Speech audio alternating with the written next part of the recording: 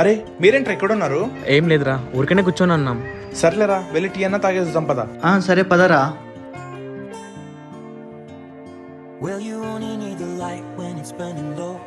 రే ఇప్పుడు చూడరా వంతో ఎలా ఆడుకుంటాను.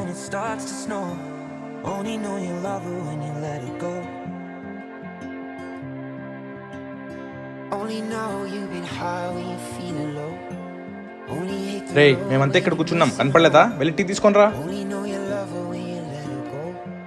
చూసారా నేను వాడిని ఎలా కంట్రోల్లో పెట్టుకున్నాను. రే చెప్తే అర్థం కదరా, వెళ్ళి టీ తీసుకొని రా.